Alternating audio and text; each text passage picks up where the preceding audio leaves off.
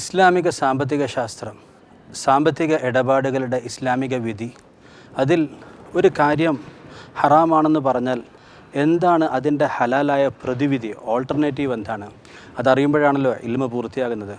ഉദാഹരണത്തിന് ഒരു CA-കാരന് വെക്കുമ്പോൾ എന്തിനാണ് വെക്കുന്നത്? ടാക്സ് ഫുള്ള് കൊടുക്കാനാണോ? എങ്കിൽ എന്തിനാ പ്രത്യേകിച്ച് ഒരു CA-കാരനൊക്കെ എന്തിനാ വാരിക്കോരി കൊടുത്താൽ പോരെ? ടാക്സ് വെട്ടിക്കാനാണോ? അതിനെങ്ങനെ ഔദ്യോഗിക പരിവേഷം കൊടുക്കും?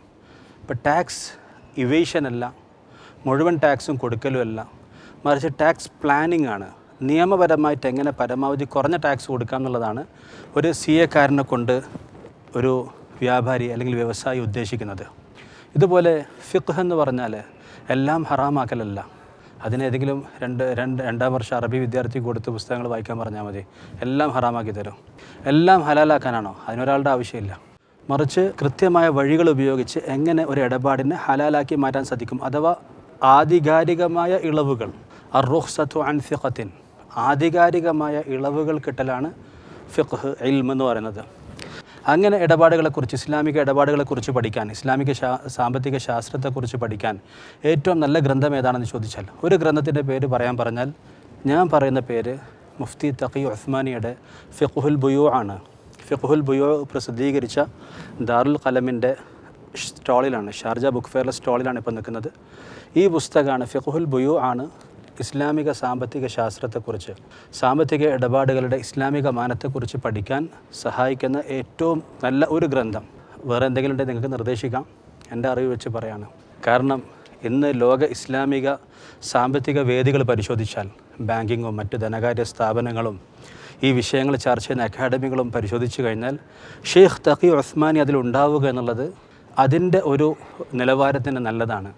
ഉയർന്ന നിലവാരം പുലർത്തുന്നതിന് തെളിവായിട്ട് തഖി ഉസ്മാനിയൊക്കെ ഉള്ള ബോർഡാണെന്ന് പറയാൻ സാധിക്കും. കാരണം ഖുർആൻ, ഹദീസ്, അതുപോലെ ഇസ്ലാമിക ഫിഖ്, ആധുനിക നിയമങ്ങൾ ഒക്കെ സംയോജിപ്പിച്ചുകൊണ്ട് ഏറ്റവും നല്ല പ്രതിവിധിയും പരിഹാരവും അതുപോലെ തന്നെ ബദൽ സംവിധാനങ്ങളൊക്കെ ചർച്ച ചെയ്യാൻ ഉയർന്ന പ്രാപ്തിയുള്ള വ്യക്തിയാണ് മുഫ്തി തഖി ഉസ്മാനി. ഇന്ത്യയിലെ ദൈവബന്ദിൽ ജനിച്ചു, വിഭജനത്തോടെ പാകിസ്ഥാനിലേക്ക് പലായനം ചെയ്തു. ഇന്ന് അദ്ദേഹം ദാറുൽ കറാച്ചിയിൽ പതിറ്റാണ്ടുകളായി ഹദീസ് പഠിപ്പിക്കുന്ന വ്യക്തിയാണ്, ഫിഖ് പഠിപ്പിക്കുന്ന വ്യക്തിയാണ്. അവിടെയുള്ള ഫത്വ കോഴ്സിൽ വർഷങ്ങൾ ചെലവഴിച്ചാണ് ഓരോരുത്തരും പഠനം നടത്തുന്നത്. അവിടെ നിന്ന് പുറത്തിറങ്ങുന്ന പല ഗ്രന്ഥങ്ങളും ലോകത്ത്, അറബി ലോകത്ത് പോലും വഴി കാണിക്കുന്ന കിതാബുകളാണ്.